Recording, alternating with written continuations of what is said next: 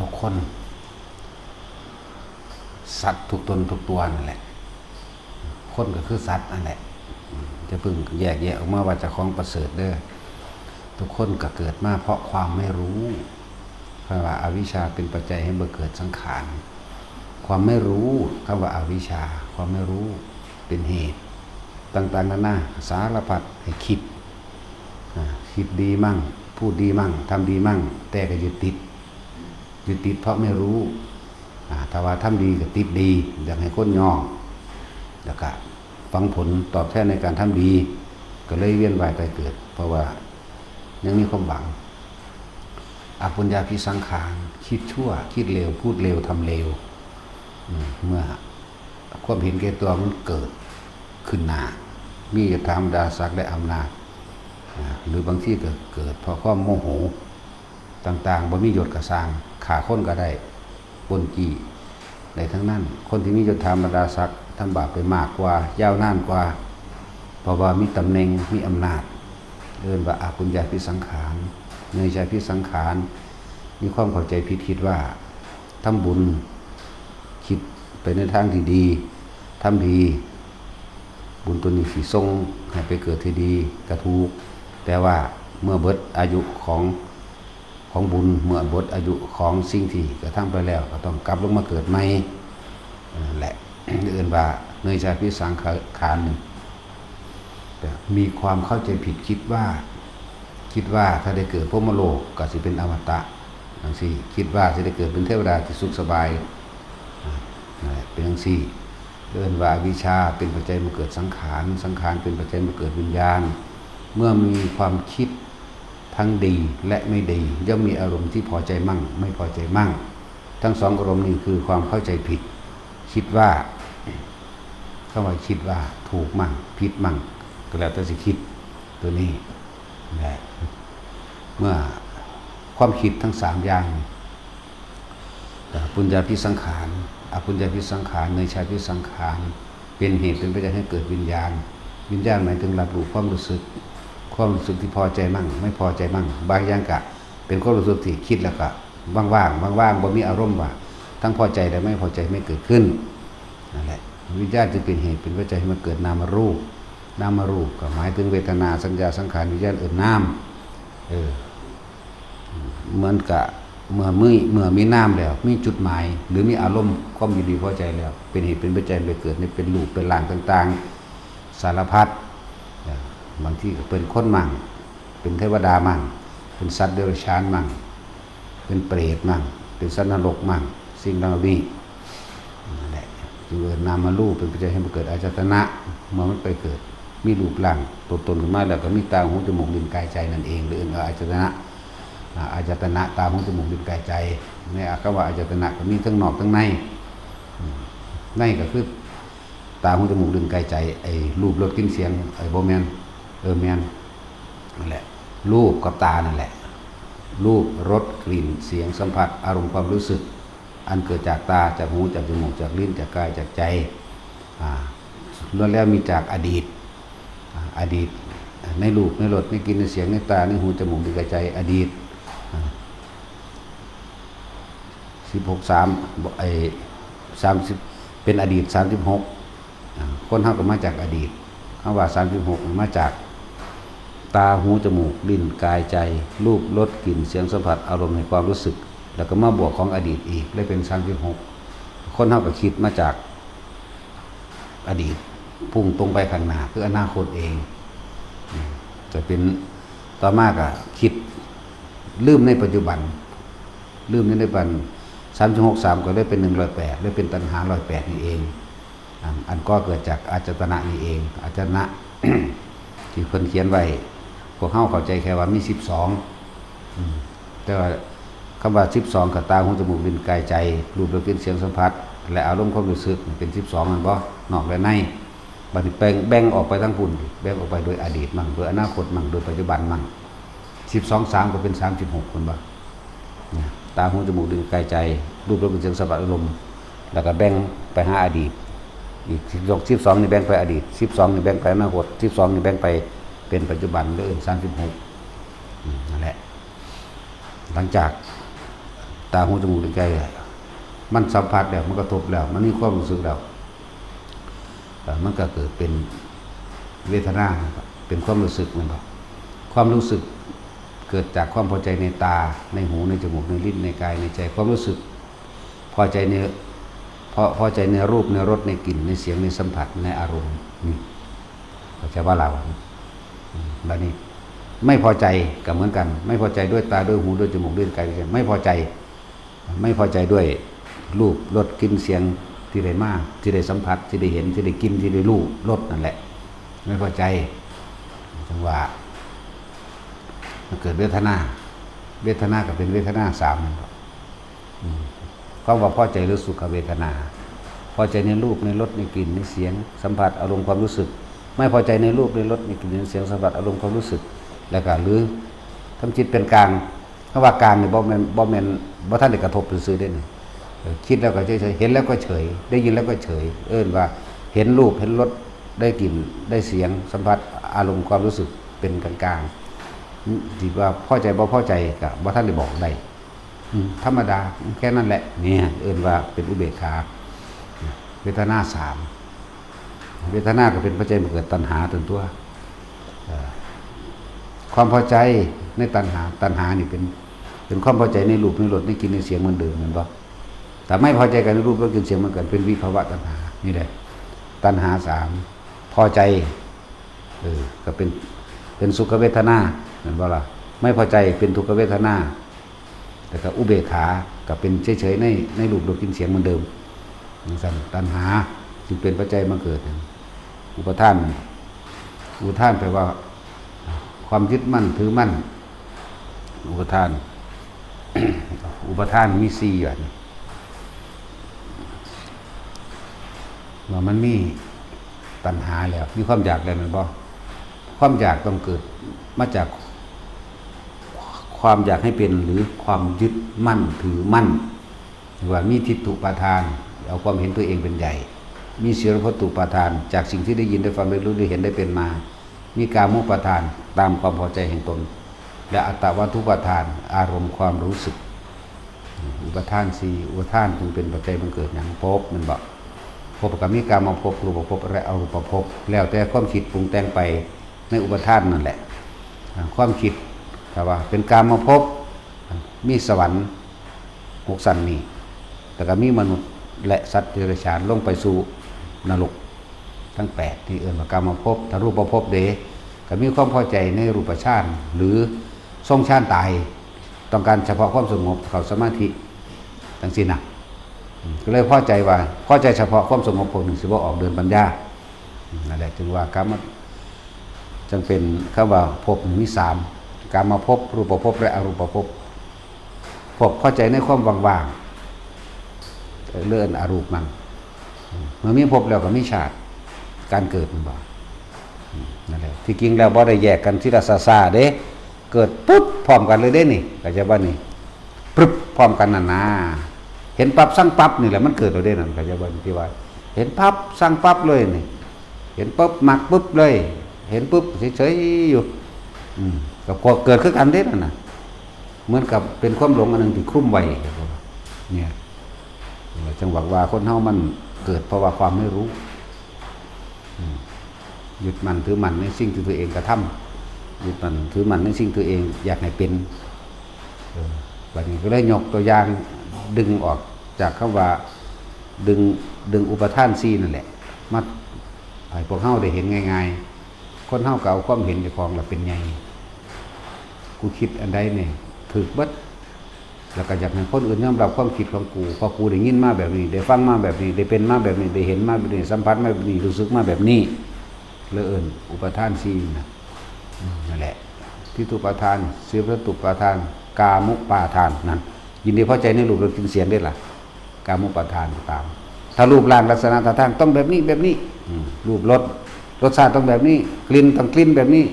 รูปรสกลิ่นเสียงต้องเสียงแบบนี้นั่นแหละแล้วก็สัมผัสต้องสัมผัสแบบนี้เป็นแบบนั้นก็เลยยกตัวนี้ขึ้นมาหลายๆอย่างคนเฮานี่เคยเว้าพื้นกันคนเฮานี่เคยอิจฉากันเฮ้ยน่าเสียจังสั่นจังซี่นี่ เพราะว่าอย่างก็ไปยกเอาตัวอย่างที่เจ้าของพอใจอยากให้มันเป็นมั่มยกตัวอย่างแบบเจ้าของที่พอใจมันเป็นเลยนินทาเขาว่านาทีจังสันเนาะนาทีจังซีเนาะนาสิให้ผู้นั้นเนาะนาสิให้ผู้นี้เนาะเห็นบ่ว่าน่าจะนั่นก็เอาความเห็นเจ้าของเป็นใหญ่เห็นบ่กับศิลวัตถุประทานเฮ็ดขึ้นมองหันหน้าคือมองหนีหน้านั่นก็ได้ยินได้ฟังได้เป็นมามันบ่นั่นแหละกามุปทานจริงๆแล้วนั่นก็คือความพอใจของอัตตวัตถุประทานแสดงออกมาโดยมีอารมณ์ไปพร้อมนั่นแหละภพมันเกิดใช่บ่ล่ะภพเกิดอะไรเด่นถ้ามันตายตอนนั้นก็ไปตามนั้นเลยบ่ว่าจะไปตามกรรมภพรูปภพหรืออรูปภพว่าท่านได้เว้าไปถึงเรื่องรูปภพหรืออรูปภพก็ได้หรอกนะเอาแค่กรรมภพนี้เอาแค่สวรรค์ลงมาหามนุษย์และสัตว์เดรัจฉานและเปรตสัตว์นรกพวกนี้นะซ้ำนี่แหละส่วนมากมันบ่ขึ้นฮอดพุ่นดอกคนน่ะสั่นสังเกตเบิ่งเด้อเวลาเจ้าของเว้าพื้นคนอิจฉาเขาโอ้ยมันใส่อารมณ์ขนาดเห็นบ่มันออกแสดงอาการความรู้สึกออกมาเด้จักปากจักตาจักท่าทางนกไล่ทะแล่ขึ้นออกมือเนาะกัดแขวกัดข้างริ้วยักคิ้วริ้วตากัดฟันแสดงลักษณะท่าทางจักเตะจักถีบนี่แต่เขาบ่ฟังก็นี่ควักเขาอีกเด้เนาะนี่แหละเอาแนวความมันเป็นเพราะว่าสิ่งที่ทำได้ง่ายที่สุดคือการนินทาผู้อื่นง่ายที่สุดเลยพวกนี้อิจฉาเขาเห็นว่าอะไรคือเขาเห็นเขาได้ดีกว่านั่นนะนั่นบ้าล่ะนั่นแหละหลายอย่างนะบ่รู้เบิดนั่นแหละที่อิจฉาบ่รู้เบิดนั่นแหละเพราะความไม่รู้นั่นแหละนั่นแหละจึงบอกว่าเพราะความไม่รู้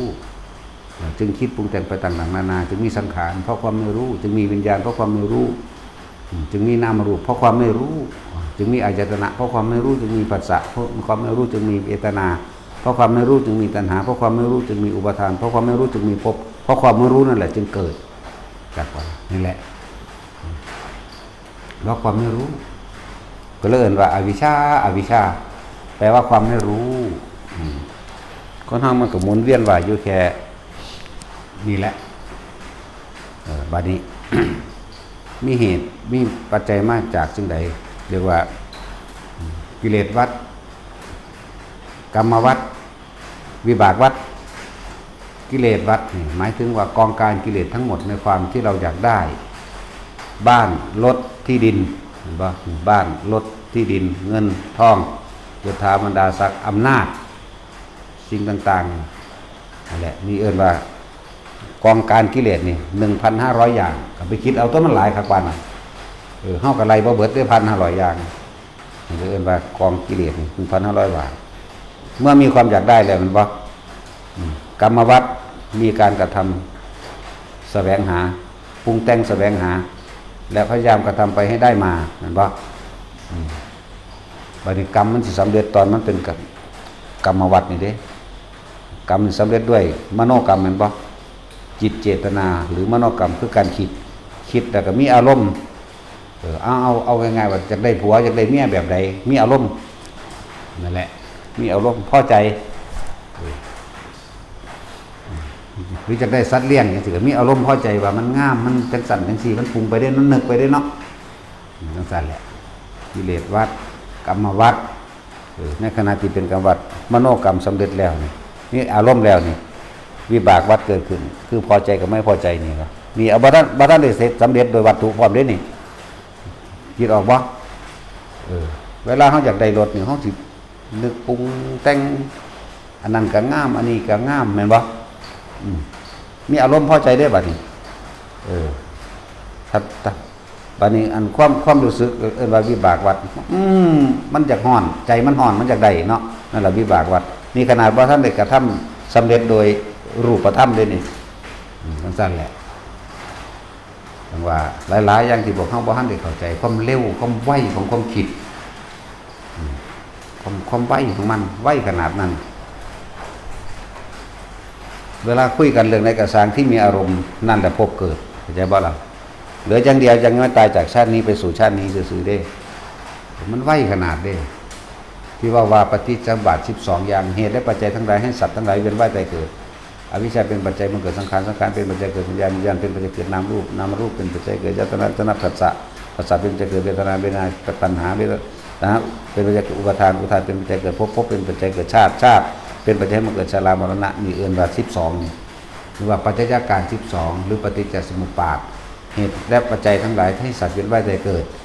สัตว์ทั้งหลายเวียนว่ายตายเกิดเพราะอะไรเป็นเหตุเป็นปัจจัยอีกเด้เพราะกิเลสวัฏบนกิเลสกองกิเลส 1,500 อย่างกิเลส 1,500ละสั่นแล้วมันเมื่อ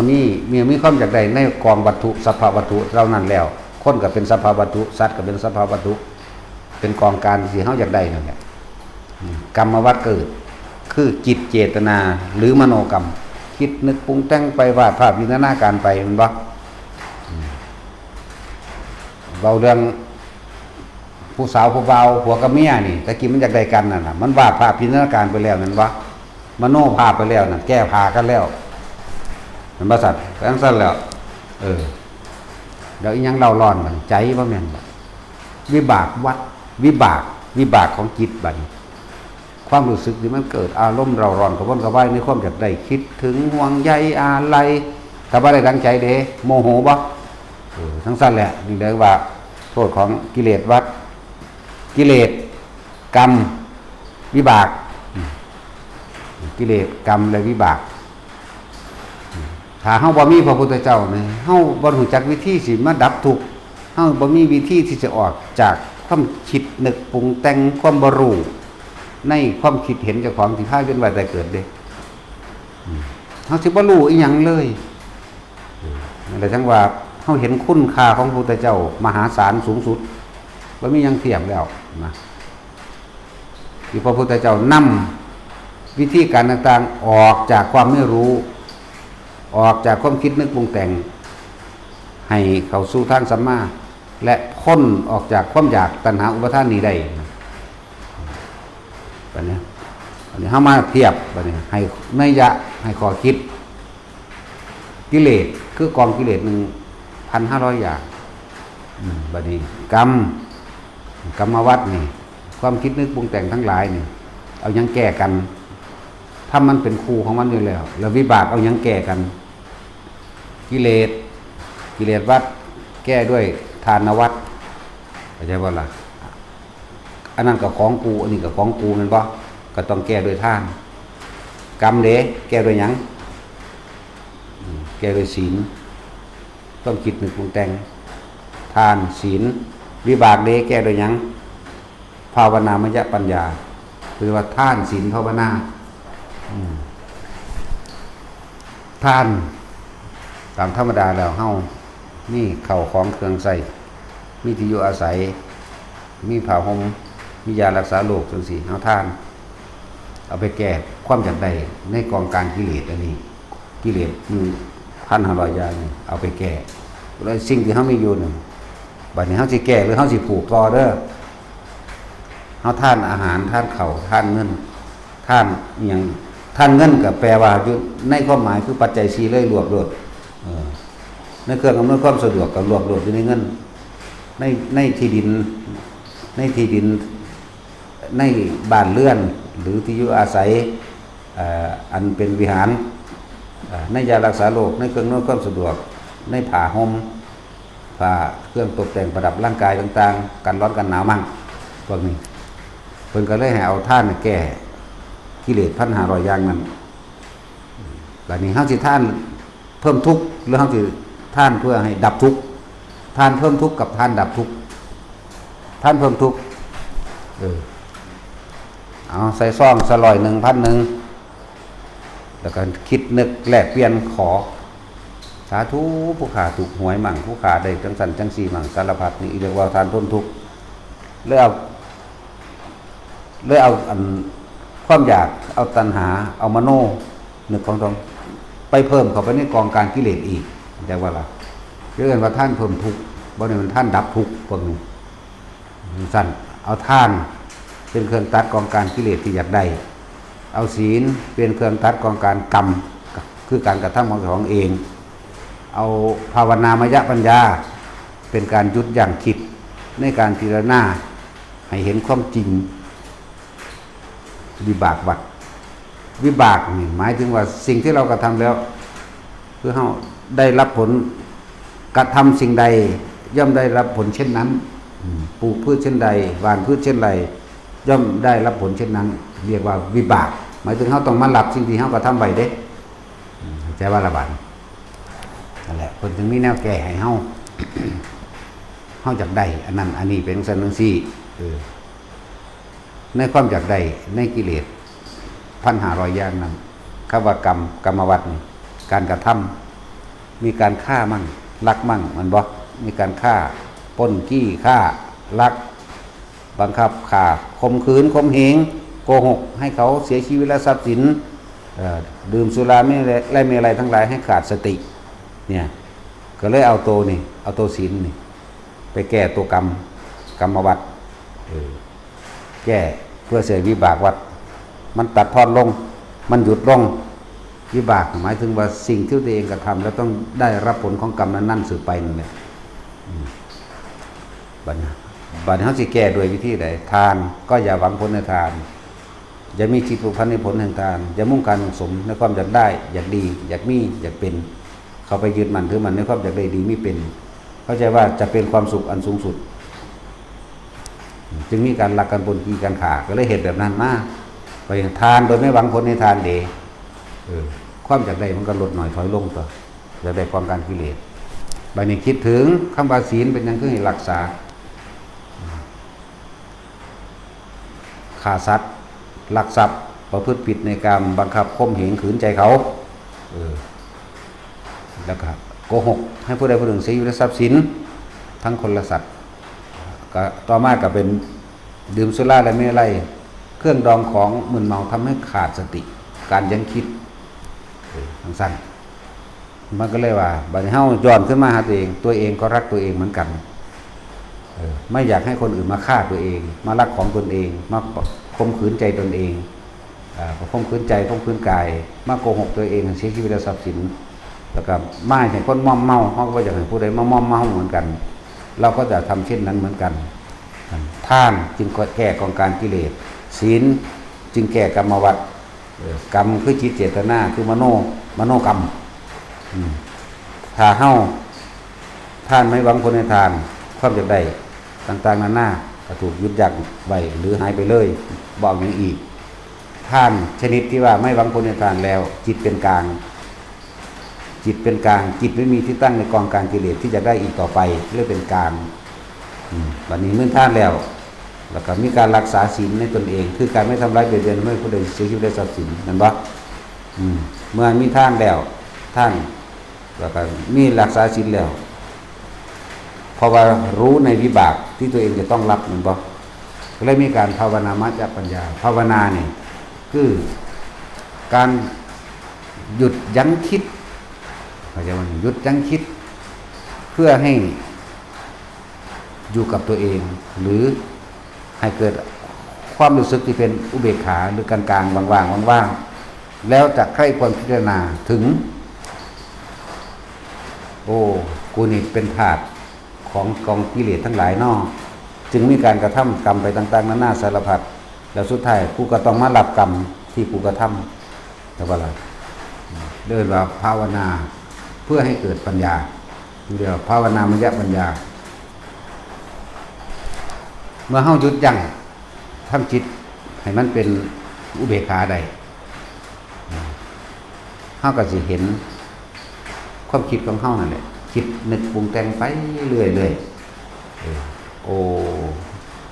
ความคิดนี่ก็เกิดอารมณ์แห่งความอยากความคิดนี่ไปใส่ก้อนหมู่ความคิดนี่ไปหาอดีตอันเป็นกองการกิเลสที่เฮาอยากได้เฮาจึงมีการเบียดเบียนทำลายโอ้มันเป็นแบบนี้ต่อมาเฮาก็มาคิดถึงว่าพอมีผู้ใดอยากเบียดเบียนทำลายอ๋อเฮาจึงมีการรักษาศีลให้แข็งๆดุจดังศิลาดุจดังหินนั่นแหละเพราะว่าเฮารู้แล้วคำว่าวิบากวัฏนี่เฮารู้แล้วว่าสัตว์โลกเป็นไปตามกรรมไม่ว่ากระทำสิ่งใดย่อมได้รับผลของกรรมนั้นสืบไปในนอนอยู่แล้วเฮาจึงไม่เห็นโทษของมันเห็นโทษของการอยากได้เห็นโทษของการกระทำเจ้าของเองวิบากที่เฮาต้องรับอยู่เดี๋ยวนี้ที่มาเกิดอยู่เดี๋ยวนี้เฮาเห็นโทษมันแล้วเฮาจึงมีการใครควรและพิจารณาเห็นแจ้งตามความเป็นจริงว่าสัตว์โลกเป็นไปตามกรรมเห็นว่าสิ่งใดสิ่งหนึ่งเกิดขึ้นเป็นธรรมดาสิ่งนั้นแต่ละเป็นธรรมดาเห็นว่าอนิจจังทุกขังอนัตตา เห็นรู้แจ้งโลกเห็นรู้แจ้งโลกทั้งหลายทั้งที่ว่าคนเกิดคนก็ตายสัตว์เกิดสัตว์ก็ตายต้นไม้เกิดต้นไม้ก็ตายบ่มีอีหยังกีรังอย่างยืนบ่มีอีหยังเขียนแค่แน่นอนดุจดังเฮาคิดคนเฮานี่มันบ่จะยอมรับความจริงในความผัดผากจากสิ่งที่รักมันอยากให้แช่อยู่อย่างนั้นมันอยากให้เป็นอมตะมันอยากให้เป็นนิรันดร์อยู่อย่างนั้น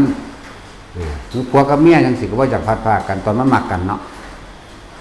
ที่มันสั่งกันก็เพราะว่ามันบ่ได้ดังใจกันนั่นแหละเห็นโทษของกรรมต่างๆแล้วก็มาเห็นความจริง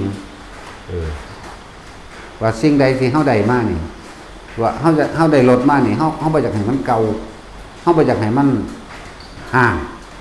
เฮาบ่อยากให้มันผัดผากจากเฮาแล้วเฮาก็บ่อยากซ่อมมันพร้อมเนาะแล้วเฮาก็บ่อยากซื้อน้ำมันใส่พร้อมก็อยากให้มันอยู่จังซั่นน่ะแล่นอยู่เบิดมื้อเบิดปีนี่แหละได้รถมาได้เงินมาได้ทองมาได้ผู้นั้นได้ผู้นี้มาได้ทรัพย์สมบัติต่างๆมาเฮาอยากให้มันเป็นอมตะอยู่ซั่นนะนั่นแหละแต่ว่าการภาวนานี่ได้เฮ็ดให้เห็นความจริงได้บัดนี้เห็นความจริงแห่งเหตุแห่งทุกข์อยู่ไสบัดนี้แต่ของทุกข์เพราะว่าหยังความคิดคนเฮาก็ทุกข์เพราะความคิดให้มันเป็นจังไดคิดให้มันเป็นดังใจเฮานั่นแหละคิดยึดสิ่งนั้นยึดสิ่งนี้เอาไว้บ่อยากให้มันเสื่อมสลายบ่อยากมันพลาดบ่อยากมันแตกดับมันบ่ที่แรกก็ควบคุมผู้อื่นก่อนอยากให้ผัวเป็นจังซี่เลยคือว่าเมียด่าผัวนี่ผัวเขาหนะเบิ่งแนมมันครับเพิ่นว่าเบิ่งลูกเขาขยันนั่นนี่เลยไปเทียบอยากให้ผัวเจ้าของคือผัวผู้อื่นผู้ชายก็อยากให้เมียเจ้าของคือเมียผู้อื่นคือกันเลยเกิดกลายเป็นทะเลาะกันไปเลยจังซี่แล้วความอยากให้มันแซ่อยู่จังซั่นหรือความอยากให้มันดีตลอดก็ว่าไปก็เลยมีการเทียบผัวแล้วก็เทียบลูกเทียบพ่อเทียบแม่เทียบนั่นเทียบนี่ออกไปเรื่อยเด้เนาะเทียบอยากให้มันเป็นไปดังใจที่เจ้าของอยากให้มันเป็นนั่นว่าล่ะได้บังคับผู้อื่นลืมคิดไปว่าแม้กระทั่งร่างกายตัวเองก็ยังบังคับไม่ได้แล้วจะไปบังคับใจผู้อื่นที่อยู่ในกายผู้อื่นได้อย่างไรคนภาวนาเท่านั้นจึงจะรู้สิ่งนี้ได้คนที่ทำใจให้หยุดนิ่งเป็นกลางสะก่อนเป็นอุเบกขาเวทนาสะก่อนจึงจะรู้จึงจะเห็นความจริงสิ่งนี้ได้เนาะนั่นแหละมันจะไปเห็นคำว่าเกิดดับมันจะเอาอย่างมาเห็นในเมื่อมันบ่หยุดเบิ่งแล้วก็มันก็บ่เห็นคำว่าอนิจจังและอนัตตาคือกันเพราะว่ามันมีแต่อยากให้มันเป็นแบบนี้ทั้งที่มันอนิจจังอนัตตาอยู่ตลอดแต่ว่ามันบ่น้อมเข้ามาคิดในใจของเองอยากให้ผู้อื่นผัวกับเมียกับผู้อื่นคือเก่าเลยเห็นบ่ล่ะพ่อกับแม่มื้อนั้นก็แม่นเบิดนั่นแหละลูกเต้าแล้วหลานมันสิไปว่าหยังกับสิบ่แม่นญาติก็ไปอีกตั้งจะเป็นญาติก็จังไม่ใช่ญาติก็จังสัตว์อื่นก็จังนี่อยากให้ซื้องัวมาเลี้ยงก็อยากให้งัวอ้วนงามมีราคาแพงบ่นั่นอยากเห็นบ่นี่อยากงัวน่ะคือกองกิเลสกรรมคือการกระทำทั้งมโนของเฮาเองวิบากศูนย์มันบ่อ้วนเนาะมันมีทั้งพอใจบ้างมันพอใจบ้างเด้บัดนี้วิบากมันเลยหลับอารมณ์ความรู้สึกนั่นแหละพบเกิดแต่จังว่าให้อีกขอคิดหนึ่งระยะหนึ่งให้แต่ละคนเด้อเอายังแก้กิเลสที่เขาอยากได้เอาท่านเอายังแก้มโนกรรมวัฏนี่ก็คือเอาศีลนั่นแหละเพื่อสิบ่ให้มันรับมหาวิบากตัวนี้บ่เอายังแก้วิบากเอาภาวนามยปัญญาเมื่อทำจิตให้ตั้งมั่นเกิดขึ้นแล้วเกิดขึ้นภาวนาแปลว่าทำให้เกิดขึ้นทำให้อารมณ์ความรู้สึกที่เป็นหนึ่งให้เกิดขึ้นในตนเองเพื่อที่จะสังเกตความคิดตนเองมันก็เห็นความคิดเจ้าของเดี๋ยวก็รักคนนั้นมั่งเดี๋ยวก็เกลียดคนนั้นมั่งเพราะฉะนั้นแม้กระทั่งในคนบุคคลเดียวกันมันก็มีทั้งรักทั้งเกลียดผัวกับเมียนี่มันบาดสั้นมันก็สั้นมันฉูนเนาะบาดมันบ่ได้ดังใจเห็นบ่บาดหักมันก็หักมันจักเซิงนั่นว่าล่ะมันทางบ่หนีจากกันเด้มันเอาอยู่หั่นแหละจังซั่นนั่นแหละบัดนี้บ่หาตะเว้าเขาก็เมียบัดเอาลูกก็ได้ก็หักมันแพงมันนั่นแหละจังศูนย์ใส่มันเวลามันบ่เฮ็ดตามที่เฮาบอกมันเห็นบ่หักมันแพงมันห่วงมันอะไรกับมันต่างๆนานาด่ามันอยากให้มันเรียนเก่ง อยากให้มันฮู้ศูนย์ประสานมันบ่ฮู้เนาะนั่นแหละแม้บุคคลผู้เดียวนี่ทั้งรักทั้งเกลียดอารมณ์เกิดขึ้นรักคือพอใจเกลียดคือไม่พอใจพบเกิดปุ๊บปั๊บปุ๊บปั๊บปุ๊บปั๊บนี่แหละคนบ่ฮู้ความเร็วของคำว่าพบเกิดแบบใดเกิดน้ำคนผู้เดียวนี่ในความคิดของเฮาเองนี่ก็พอแห้งแล้วในอารมณ์ความรู้สึกเฮานี่แหมเกิดนั่นละพบไหมศูนย์บ่เวลาลูกมันบอกบ่ฟังความศูนย์เด้สั้นด้วยบุกขึ้นบ่ได้บ่ธรรมดาเด้เนาะนั่นแหละปุญญาภิสังขารคือความคิดดีอยากให้ลูกได้ดีอปุญญาภิสังขารมันก็โมโหขึ้นมึงสังบ่ตายเถอะเนาะแจ้งจักหักกระดูกยิ่งแช่งหักกระดูกยิ่งรักเด้นั่นจักว่าล่ะแต่ว่าอารมณ์มันบ่ทันนี่เห็นบ่นี่นั่นแหละเพราะว่าเฮาบ่รู้อารมณ์ตัวนั้นคือภพนะจังซั่นแหละกูหวังดีกับมึงดอกนั่นแหละเนยชายภิสังขารอย่าบ่ล่ะเพราะความเข้าใจผิดคิดว่าเด่นนะคิดว่าถ้าจังสันสิมึงสิดีแต่ว่าบ่รู้เลยว่าตัวของพบเกิดพบอยู่ตลอดต้องคิดภาวนาจึงแก้วิบากได้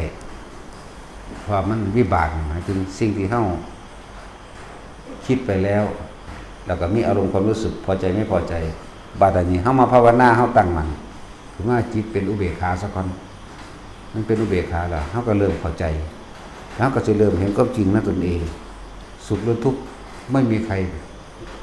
ปรุงแต่งให้ไม่มีใครปันแต่งให้กับเราได้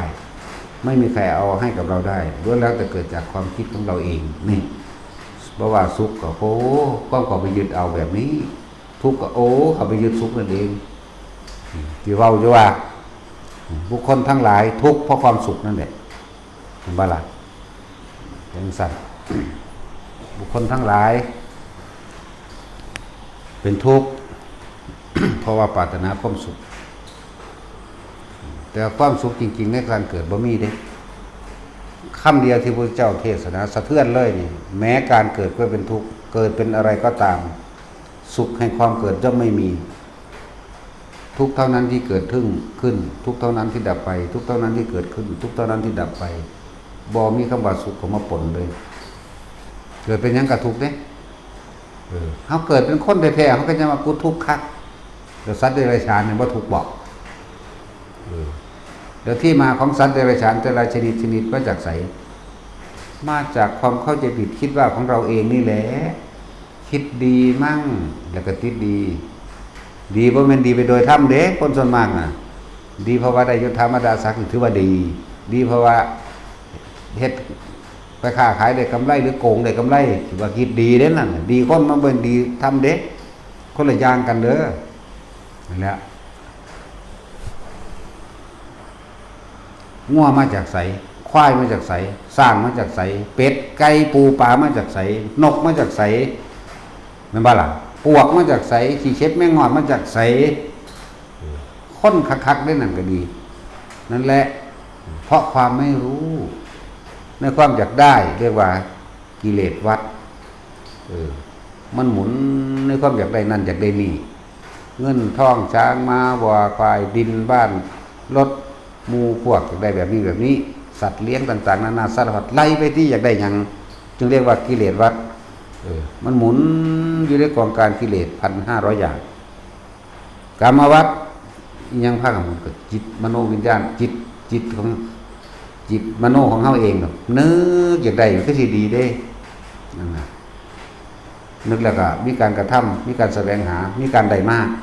แม่นบ่ล่ะวิบากก็คือพอใจกับบ่พอใจพบเกิดนี่แหมวิบากส่วนมากมันจะไปทางอันบ่พอใจได้หลายกว่าเนาะนั่นแหละที่เพิ่นจะเอาทานไม่แก้กิเลสวัฏเอาศีลไม่แก้กรรมวัฏกรรมก็คือกิเลสเจตนาของเฮาเองนั่นแหละเอาภาวนาไม่แก้วิบากวัฏภาวนามันสิเห็นความเป็นไปมันสิเห็นความจริงของเกิดแล้วก็แก่เก็บตายสัตว์โลกเป็นไปตามกรรมตนแลเป็นที่พึ่งของตนสิ่งใดสิ่งหนึ่งเกิดเป็นธรรมดาสิ่งนั้นดับเป็นธรรมดาการเกิดคือการเริ่มตายมั่งเนาะการพบคือการเริ่มจากมั่งไม่มีสิ่งใดสิ่งหนึ่งยิ่งยืนในโลกนี้มั่งแล้วก็จะเห็นความคิดของเจ้าของจะสร้างสุขมั่งสร้างทุกข์มั่ง สุขก็คือความเข้าใจผิดว่าสุขเด้นั่นแหละทานศีลภาวนาจึงเหมาะแก่มุขรวาททั้งหลายเฮ็ดไปภาวนาก็มีน้อยๆนึงดอกมันต้องพระแท้ๆก็มันสิซ้ำใดตัวนี้เนาะว่ามันว่าพระดอกว่ามันพระดอกเอาว่าไม่ว่าผิดถ้าพระต้องโสดาบันขึ้นไปว่าหมู่ภิกษุสงฆ์นักบวชทั้งหลายว่าตัวเองออกมาบำเพ็ญเนกขมะ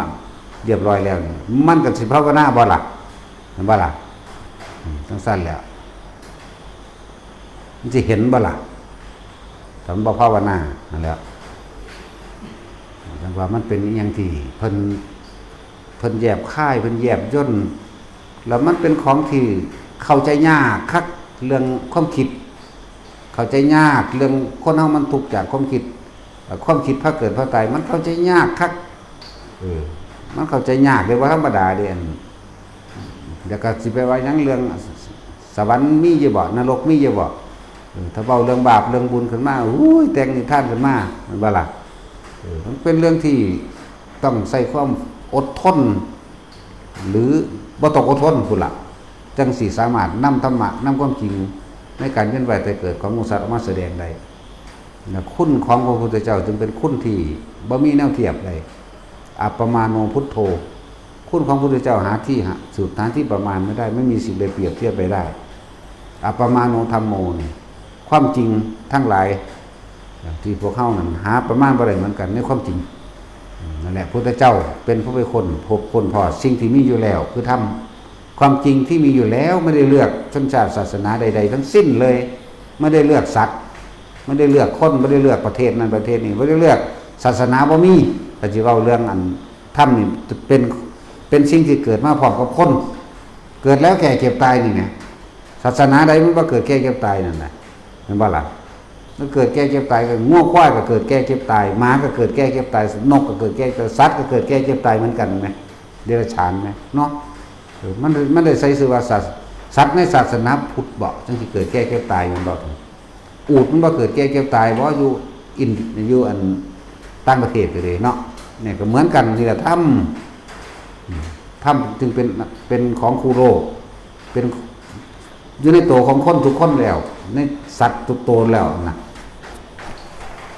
ถ้าว่าภาวนาบ่ฮู้จักด้วยแนวนี้ถ้าว่าหยุดฟังใครควรขนาดนักใครควรขนาดนักโดยนิสมนสิการน้อมเข้ามาคิดเพิ่นน่ะจะถึงพริกถึงขิงแต่ว่าปัจจุบันนี่มันเวลามันกระทบจริงๆเบิ่งรู้สิละจริงได้ง่ายหรือไม่มันเป็นของง่ายเด้อะไรเฮาจึงเห็นคุณค่าของพระพุทธเจ้าเห็นคุณค่ามหาศาลหาประมาณบ่ได้ทีแล้วก็เห็นคุณของพระธรรมคือความจริงที่พระองค์นำองค์แห่งความรู้องค์แห่งความรู้องค์แห่งความจริงออกมาแสดงให้พวกเรารู้แล้วเฮาก็เห็นคุณของพระสงฆ์ถ้าบ่มีพระสงฆ์สาวก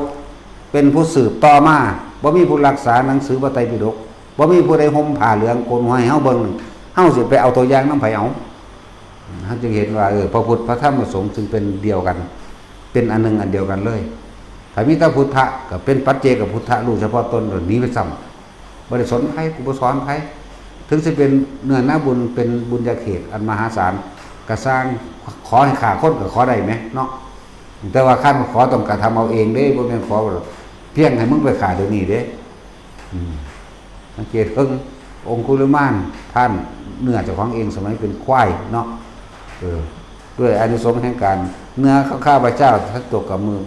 พระปัจเจกพุทธเจ้าข้าพเจ้าขอได้ฆ่าพวกนี้คืนเถิดก็ได้ฆ่าอีหลีไหมคืออีนางสร้าง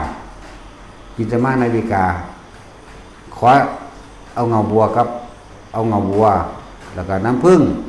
ถวายพระปัจเจกให้ได้กลับมาฆ่าพระยาสั่งท่านก็ได้เฉยไหมเราบ่มีความคิดอย่างไรบ่พระปัจเจกบ่คิดพออย่างบ่เนาะดาวพระปัจเจกวันเพื่อได้ขอยังก็ได้ขอเดี๋ยวดีมันเป็นแมงยังบ่ขอบ่ขอก็ดีเนาะแล้วคุณเจ้าเห็นธรรมจังใดขอผู้ข้าขอรู้มีส่วนแห่งธรรมแนวนั้นเนี่ยก็บ่ว่าได้เลยอีห่านั่นก็เลยเนาะนั่นซั่นแล้วตอนนี้มันก็อยู่ในนรกพุ่นดอกจากยามใดมันสิพ้นได้เป็นมิจฉาทิฏฐิแบบสมบูรณ์แบบพูดแต่ว่าคำว่าสมบูรณ์แบบบ่มีดอกมันต้องเลิกได้คือกันนั่นแหละเพราะที่สุดของสัตว์ทั้งหลายก็สุดที่นิพพานเหมือนเดิม แต่ว่าสิสุดยังไงเด้อมันอาจจะเป็นล้านๆอสงไขยก็ได้มันจังสิไปคิดพอจังมาเริ่มต้นสัมมาทิฏฐิใหม่เนาะมันบ่เป็นนิยตะหรืออนิยตะอิหยังล่ะ มันบ่เป็นดอกมันต้องมีผลแหมต้องมีผลเฮาเบิ่งแหละครับเขียนขึ้นมาซื่อๆเพราะมันเป็นวาทะอันใดอันหนึ่งที่โดดเด่นซื่อดอกบ่มีหยังเที่ยงแท้แน่นอนจักอย่างดอกนะสิเป็นมิจฉาเกิดอยู่หั่นเลยมันเป็นไปบ่ได้ดอกแต่คนก็ยังเปลี่ยนได้เทวดาก็ยังเปลี่ยนได้ไงมันสิผ่านพระพุทธเจ้าแสนพระพุทธเจ้ามันก็เปลี่ยนได้อยู่เนาะมันต้องมีหม่องพ้นนะจังว่าพวกเฮานั่นจะประมาทเนี่ยมาร่วมกลุ่มตรงที่ว่าอย่าประมาทเพราะความตายมันมีอยู่ในลมหายใจเฮานี่นึงเด้ตายยังได้มันบอกบ่ได้แล้วมันบ่ได้เลือกหนุ่มหรือแก่ได้ตายเจ้าเกิดก่อนเจ้าสิตายก่อนข่อยบ่แม่นเด้อหางคนบ่ทันได้เกิดตอนอยู่ในท้องตายครับเนาะจังซั่นแล้วเฮามาพบมาพ้อเฮามาเห็นเฮามาฮู้วิธีแนวทางแล้วก็เฮ็ดเอาแต่ละมื้อแต่ละเว้นของไผของมันเนาะเฮ็ดเอาฮู้โทษของความอยากได้ในกองการกิเลสนั่นแล้วกิเลสวัฏนั่นน่ะมันบ่ล่ะฮู้แล้วฮู้กรรมวัฏแล้วจากเกิดจากจิตมโนกรรมของเฮาเองปรุงแต่งไปฮู้วิบากแล้วว่ามันทุกข์และสุขก็ตัวนี้แหละหลอกลวงกูเองนั่นฮู้แล้วก็ภาวนาเอาตัวบัดนี้เฮ็ดให้มันเกิดขึ้นเฮ็ดให้มันเห็นเฮ็ดให้มันทันความคิดเจ้าของตัวบัดนี้เฮ็ดไปเฮ็ดมาฝึกไปฝึกมามันทันดอกจังว่ามันเสียดายได้คนเกิดมามองพบพอคำสอนพระพุทธเจ้าเอาพระเจ้าเอาธรรมออกมาแล้วเสียดายศาสตร์มนุษย์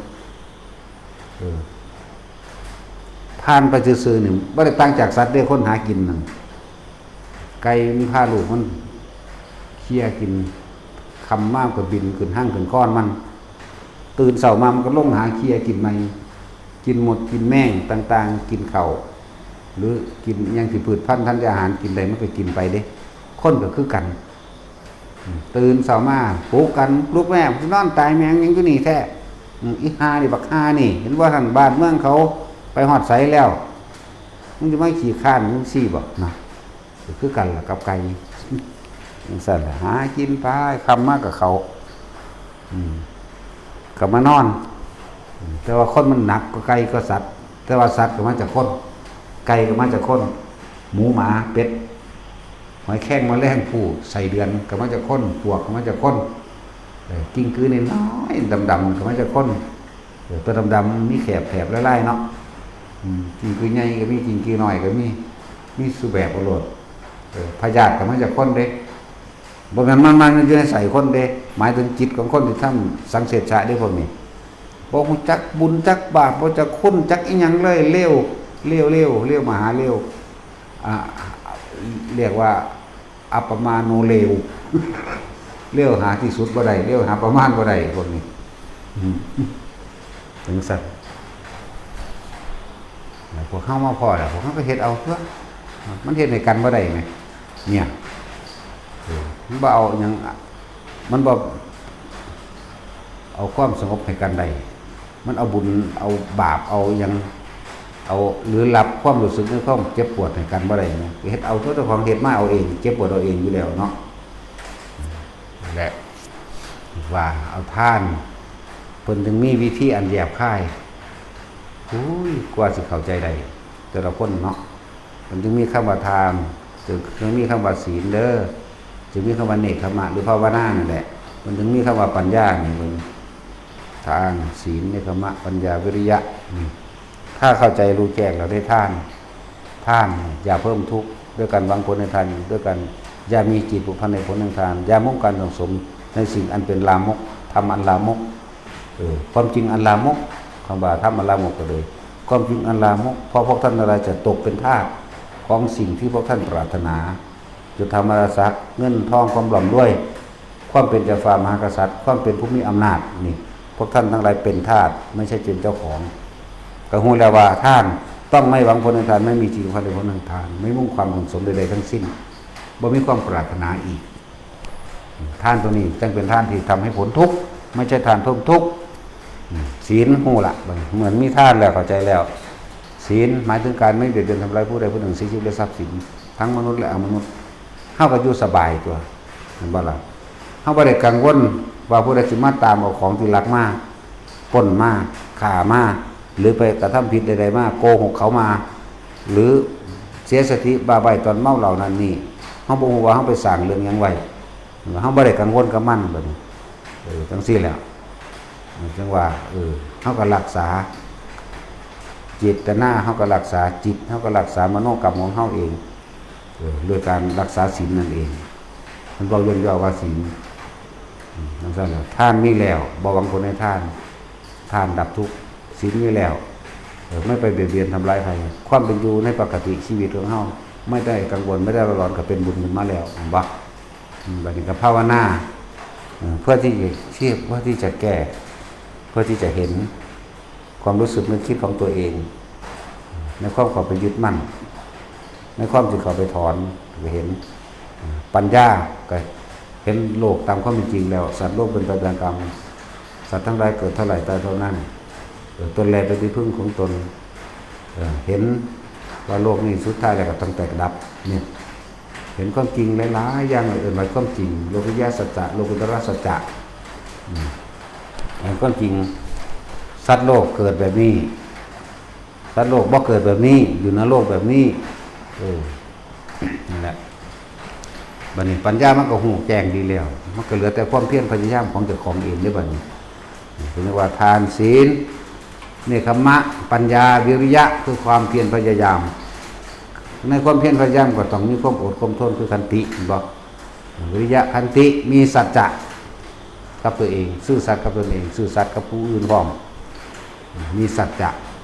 ว่ามีอธิษฐานมีการตั้งมั่น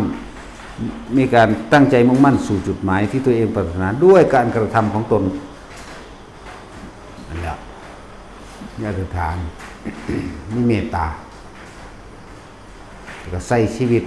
โดยไม่ทำร้ายเบียดเบียนใครกันแหละและมีการช่วยเหลือแบ่งปันพร้อมความว่าเมตตาก็ดีบ่แม่นตะคิดเอาเด้อธิษฐานทานศีลเนคขมะปัญญาวิริยะขันติสัจจะอธิษฐานะเมตตานี่เรารักตัวเองเช่นไรเขาก็รักตัวเขาเช่นนั้นเหมือนกันฉะนั้นเราจึงไม่ไปทำร้ายเบียดเบียนใครเดือดร้อนอะไรเฮาก็สามารถที่ช่วยเหลือได้คำว่าเมตตานี่มันก็ประกอบไปด้วยการช่วยเหลือและแบ่งปันโดยพร้อมว่าแม่นแค่ว่าไปทำร้ายเขาอย่างเดียวการแบ่งปันช่วยเหลือการยินดีกับบุคคลผู้ทำดีที่ไม่เบียดเบียนทำร้ายผู้อื่นพร้อมนั่นถือว่าเมตตาคนหน้ามุทิตาเข้าไปสันตุนั่นเมื่อมีเมตตาแล้วมันก็มีอุเบกขาเพราะว่าเฮาบ่ไปทำลายใครอย่างสั้นเมื่อมันมีอุเบกขานี่ก็คือเพราะเราเห็นโทษต่างๆในอารมณ์แห่งตนเพราะเราเห็นโทษต่างๆในความคิดเจ้าของเพราะเราเห็นโทษในกิเลสวัฏเห็นโทษในกรรมวัฏเห็นโทษในวิบากวัฏและสิ่งใดสิ่งหนึ่งที่กระทบกระทั่งของเฮาเองยกตัวอย่างเช่นโลกกระทำ8มันกระทบเฮาเมื่อมีนินทาก็ต้องมีสรรเสริญคนที่เขาพอใจเขาก็ยอมเฮาก็อยู่เฉยๆโลดบ่ต้องไปคิดนึกปรุงแต่งบ่ต้องไปอวดอ้างเพิ่มขึ้นมาอีกบ่ต้องไปบอกไปเมื่อมีนินทาก็ต้องมีสรรเสริญนั่นบ่ก็อยู่ตรงกลางมันเมื่อได้ก็มีเสียมันก็อยู่ตรงกลางมันเมื่อมียศก็เสื่อมยศเป็นเหมือนกันเมื่อมีสุขมันก็มีทุกข์ที่จริงแล้วคือเฮาก็ไปยึดมันก็เลยว่าอยู่กลางๆเบิดเลยถึงว่าพุทธัสสะโรกตามิจิตตังยสนะกัมปติอโศกังวิริยังเขมังเอตัมมังคารมุตตมังจิตถือความรู้ทั้งหลายที่มีอยู่เต็มอยู่ในนี้จิตกับผู้รู้กับจิตเป็นเดียวกันเมื่อโลกธรรมกระทบมาแล้วย่อมไม่หวั่นไหวเพราะรู้ตามความจริงแล้วเลยโดยบ่ค่อยตามบ่หวั่นไหวนั่นแหละเหมือนบ่หวั่นไหวแล้วก็เป็นที่ไปแห่งนิพพานตัวนิพพานัสสชิกิริยาละบัดเนี่ยเข้าสู่ความจริง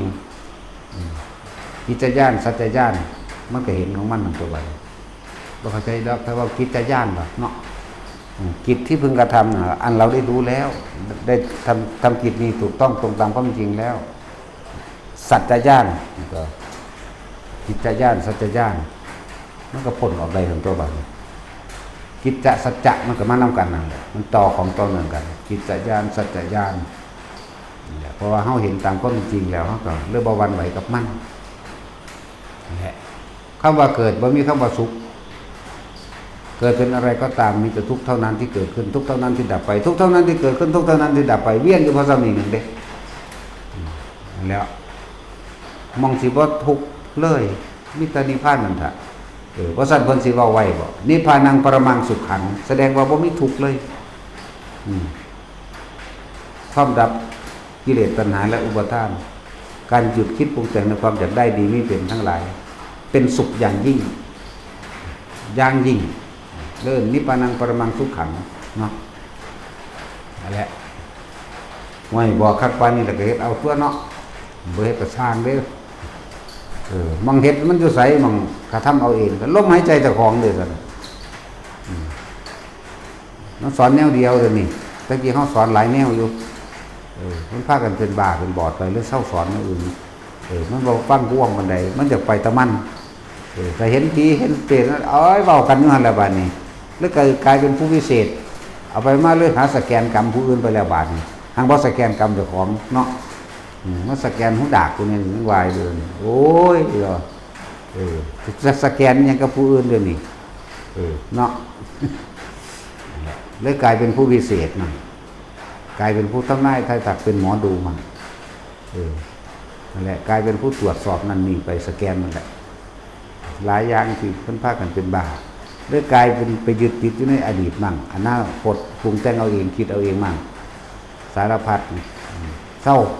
ลมหายใจอย่างเดียวเห็นยังเกิดยังขึ้นกระสร้างตัดถิ่มจะนั่งก็มาคิดอย่างเดียววันนั่นแหละเห็นรูปเห็นรสเห็นกลิ่นเสียงยังอยู่เกิดขึ้นนั่นแหละบ่ให้เอาอย่างเดียววันเอาแต่ลมหายใจอุณาโลมความรู้สึกในกายหลายคนยังบ้านเข้าใจอยู่ได้ฟังมาหลายปีก็ดีอุณาโลมแปลว่าความรู้สึกเกิดขึ้นตรงกลางระหว่างคิ้วนิ่มๆหน่วงๆนี่เป็นวิธีเบื้องต้นเป็นซื่อมั่นเพื่อให้เกิดเข้าใจง่ายซื่อๆหลังจากมันนิ่มลงไปแล้วบัดนี้มันบ่นิ่มลงตรงกลางคิ้วแต่ว่ามันขึ้นกลางหน้าผากเลยก็มีก็เลยเปลี่ยนคำว่าอุณาโลมมาเป็นความรู้สึกตัวบาดนี้มันขึ้นมากลางหัวก็ให้เป็นความรู้สึกที่กลางหัวบ่แม่นให้ดึงมาตรงกลางคิ้วเหมือนเดิมมันบ่แม่นแค่นั้นบัดนี้เป็นจุดเริ่มต้นแห่งความรู้สึกตัวอยู่ในกายเรื่องว่ากายเวทนาจิตเวทนากายจิตกับผู้รู้กับจิตเป็นหนึ่งเดียวกันเป็นเอกะเป็นหนึ่งเลื่อนเป็นจิตหนึ่งรู้สึกตัวที่เป็นหนึ่งรู้ยังกระสู่รู้สึกตัวบ่ได้ดอกหน้าพวกเจ้าสิเห็นสวรรค์นรกกระสร้างเห็นหรือว่าเห็นในความรู้สึกตัวเนี่ยนั่นแหละนิ่งแล้วโดยไม่คิดเข้ามาถ้าคิดเข้ามาความรู้สึกตัวนี่หายแน่ความรู้สึกไปอยู่กับสิ่งที่เห็นคือพอใจกับไม่พอใจนั่นแหละบ่เลยบ่รู้สึกตัวในการเห็นอย่างรู้สึกตัวได้ยินอย่างรู้สึกตัวได้กลิ่นอย่างรู้สึกตัวกระทบสัมผัสในกายหรืออาการปิติต่างๆที่แทรกซ้อนกันมาเท่ากับจับจุดเดียวที่รู้สึกตัวมันรู้สึกตัวอยู่ตรงไหนตรงหัวอยู่หนังหัวเฮานี่นะนึบหน้าคือเอามือเศร้านิ่มๆบางคนเป็นคือหมุนคือลมหัวกุดหน่อยเคลื่อนที่ไปมากก็ได้เคลื่อนไปนั่นนี่แหละก็รู้สึกตัวอยู่ตรงนั้นบางทีมันลงมาทำกลางระหว่างหน้าอกมันอยู่ในโค้งหน้าอกจักว่ามันอยู่ในโกนนี่นะเข้าใจว่าเดี๋ยวนี้โอ้ยศูนย์เดียวกันเขาว่าเข้าใจให้เข้าใจวิธีทำให้เกิดขึ้นที่เขาบอกสอนวิธีทำให้เกิดขึ้น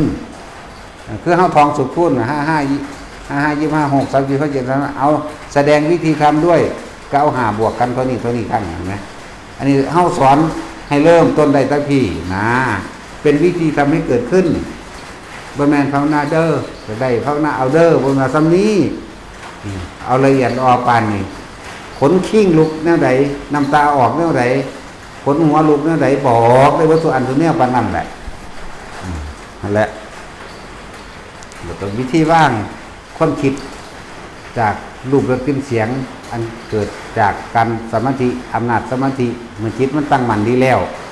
มันจะไปเห็นนั่นเห็นนี่ก็จะนำเข้ามาคิดแต่บอกอยู่ว่ามันแค่เห็นว่ามันแค่ได้ยินความรู้สึกตั้งกายที่มันเป็น ความรู้สึกแทรกซ้อนขึ้นก็จะคิดอยู่ในความรู้สึกเดียวโลดรู้สึกบนหัวก็อยู่หัวคนขิ้งลุกก็บ่สนใจจะไปคิดถึงคนขิ้งลุกนะ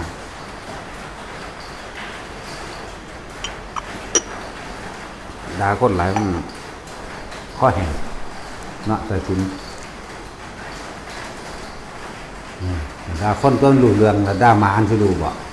เห็นว่าสั่นด่าแมวก็บ่รู้ได้มีแต่สิเอาไปหนึ่งเท่านั้นเด้หนึ่งแน่ออมแน่ได้เฮาหมาหน่อยออกไม่เนี่ยเอาไปออมเนาะนะโมมันบ่มาแต่มาออมแมงนะโมเลยออมนิ่นใส่ผักใส่ออมคือเกียบนี่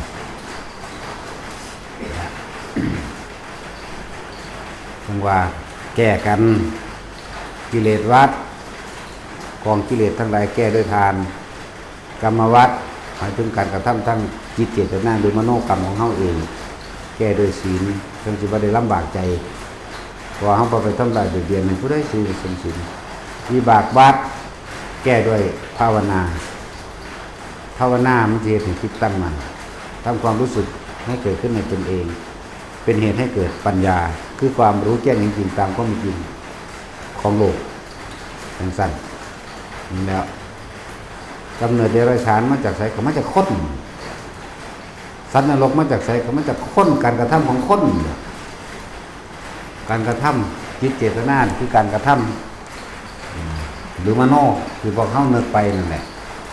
นึกไปแล้วนี่อารมณ์แล้วเลื่อนมโนกรรมจังว่าล่ะมันวาดภาพจินตนาการมันสูญไปก่อนตรงนรกก่อนนี่ถ้าวาดภาพจินตนาการแล้วมันอยากได้เฮ็ดจังได๋น้ออยู่หั่นน่ะเปรตล่ะวาดภาพจินตนาการอ้างทรัพย์สมบัติแห่งตนนั่นแหละสัตว์เดรัจฉานนี่ซั่นอันนี้ถ้าวาดภาพจินตนาการในความจากท่องบทสวดมนต์บทนั้นบทนี้ได้เด้ไปสวรรค์แล้วจำภาพพระพุทธเจ้าหรือภาพพระสงฆ์ที่เขาเคารพนับถือนั่นแหละไปสวรรค์แล้วว่าล่ะการทรงสร้างเจริญทานคือการทำสมาธิอันนั้นแหละพ้มไปเลยไปการรู้เห็นแจ้งเห็นจริงตามความจริงในจิตเจ้าของเองในความคิดเจ้าของเองยึดคิดได้นั่นแหละนิพพานอยู่ดีแม่ครับปานนี้แหละเว้ยและจะลงไหลไฟฟันจะหาอยู่หากินจนลืมตายหลายแล้วพวกเจ้าลืมมันก็ตายทุกเราได้ตายเนาะจะหาอยู่หากินจนลืมตายแต่ก็ตายทุกเราเด้อพวกมันรวยหลายร้อยล้านพันล้านแสนล้านล้านไม่อาจสามารถซื้อความป่วยได้ไม่อาจสามารถซื้อความเจ็บได้เห็นบ่ไม่อาจสามารถซื้อความแก่ได้ไม่อาจสามารถซื้ออุบัติเหตุด้วยได้ไม่อาจสามารถซื้อความตายได้ซื้อให้คนอื่นตายแทนก็ไม่ได้เห็นบ่ล่ะเนี่ยเห็นบ่ล่ะเป็นสั้นตัวนี่แม้ธรรมชาตินะคนรวยที่สุดในอันดับหนึ่งของโลกคือต่างประเทศมันก็ตายคือเก่าหั่นแหละนี่แม้ธรรมชาติเนี่ยมันได้เลือกศาสนาด้วยล่ะนั่นว่าสั่นเวลาบาดเจ็บสมว่าถูกมีดบาดมามันก็เจ็บคือกันเด้นี่แม้ธรรมะนะเจ็บคือกันเหยียบน้ำไปเจ็บคือกันวันนี้ง้อควายเหยียบน้ำมันก็เจ็บคือกันคนเหยียบน้ำเจ็บคือกันป่วยก็อยากเศร้าคือกันแต่จะว่าคนศาสนาพุทธป่วยอยากเศร้าบ่ก็อยากเศร้าคนศาสนาอื่นป่วยคริสต์อิสลามอยากเศร้าบ่มันก็อยากเศร้าคือกันตัวมันก็อยากหายกันตัวมันก็ปรารถนาความสุขเสมอกันคือกันเลยบัดนี้เนาะจะได้ดีมีเปลี่ยนในรูปหรือเรากินในเสียงเหมือนกันนั่นแหละเครื่องล่อทั้งหลายเวียนว่ายแต่เกิดทำลายเสมอกันเหมือนกันมึงบอกจะไปเงินแต่มึงรวยไปใส่ไอ้มึงรวยจนตายคุณเนาะสมนามึงบอกมึงรวยจนตายนั่นว่าล่ะบ่แม่นรวยไม่ไหวแล้วเด้แต่มันรวยจนตายไม่ไหวแล้วก็ไม่ไหวแล้วไปตายนั่นแหละมันจะไปไหวใส่ไปก็ดีเนาะมันสั้นแล้วอะไร เพราะว่าพวกเฮาเพิ่งสำนึกสำเนียกเอาไว้แหน่เวลาคิดนั่นคิดนี่ไปคิดถึงความตายแหน่ให้มันหยุดแหน่เนาะคนเป็นคู่ก็บ่แก้ความเกิดแก้ตายบ่ได้เลยดอกบ่ซั่นคนเป็นคู่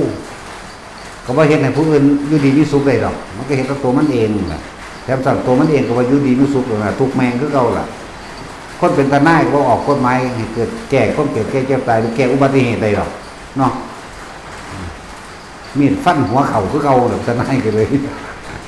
คู่กับขาตายได้คือเก่าล่ะทหารก็ขาตายได้ตำรวจก็ขาตายได้ตัว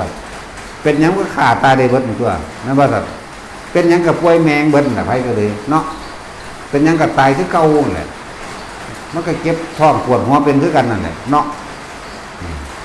ชีวิตสอนแมงนี่ก็ดอกภาษาสั่นนะครับเราให้พวกเข้าพยายามสละความเห็นแก่ตัวออกเด้อตัวเขาเป็นบ้าน้ำกองกิเลส1,500 อย่างเขาจึงแสวงหาจินตนาการใจเนี่ยเอิ้นมโนกรรมเป็นเอาตัวนี้เอาสิ่งที่มีอยู่ในของตนเองที่เขาจะว่าเป็นของตนเองออกท่านเพื่อสิกระจัดความโลภออกจาคะสละออกได้ความยึดมันที่มันก็เป็นของตนออกเอาเข้ามาไม่ทำร้ายเบียดเบียนผู้ใดผู้หนึ่งชีวิตและทรัพย์สินเอาตัวนี้ชีวิตของเฮาก็สิอยู่โดยบ่ต้องได้เดือดร้อนและกังวลบ่ได้วิตกผู้ใดสิมาฆ่ากูบ่ผู้ใดสิมาว่ากูรักมันมีบ่นองบ่ต้องไปสนใจเลยนี่แหละจะได้เอาภาวนามาเป็นคนอยู่ในกายตนเองเด้อเพื่อสิให้มันเห็นความผิดของคนเฮาก็ทุกข์เพราะความคิดนั่นแหละ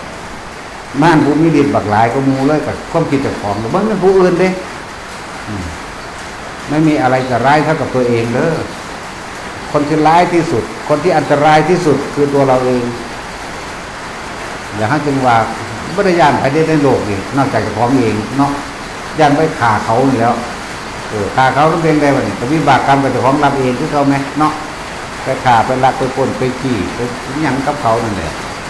ใครละลายเจ้าของได้ไล่ผู้อื่นบ่ไล่เด้ยังสิไปไล่เขาก็เป็นเองนั่นแหละเอาแต่ว่าท่าน